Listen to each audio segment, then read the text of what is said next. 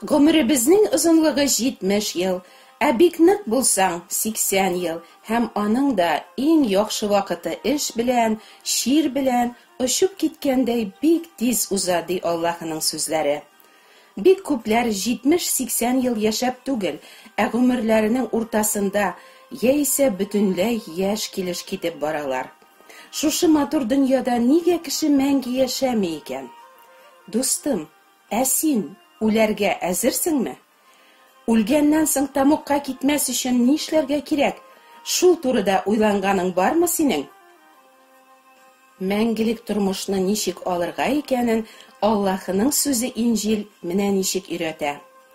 Беренче кешеләр Адәм белән Хава гунахка кергәннән соң, аларның барлык тукымына да үтергеч вирус кебек гунах күчкән. Начар кешеләр дә, үзләрен яхшы дип исәпләгәннәре дә, дин тотмаганнары да, дин тотканнары да, бар кешеләр дә гунахлы. Гунахларың өчен син тамукка китәчәксең ди Аллаһы һәр кемгә. Әмма Раббы кешеләрне кызганганга күрә, аларга гунахларыннан коткаручы җибәргән. Безгә тиешле үлем җәзасын Гайса үзе өстенә алган. Ә 3нче көнне Аллаһы Гайсаны үледән терелткән.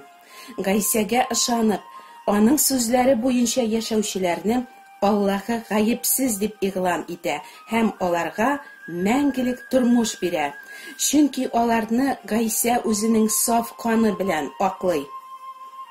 Шуңа күрә вакыт бар чакта Гайса, минем дә гынахларымны зинһар кичер дип аңа ялварып дуга кылырга, гынахларыңнан бурылып Аллаһның сүзләре өйрәткәнчә яши башларга кирәк.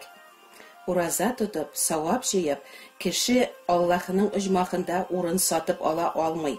Чөнки кеше күпме дини гамәлләр кылса да, күпме изгелекләр эшләсә дә, бары бер гынахлы килеш кала бит. Бары Гайса китергән изге корбан каны гына һәр иман итүчене гынахларыннан чистарта. Алла сүзе менә шулай ди. Дустым, синең гынахларың өчен дә үзенең җанын биреп Гайса хак түләгән. Вакыт бар чакта, соң булганчы, ашык, тәүбә итеп, Гайса аша мәңгелек тормыш алырга.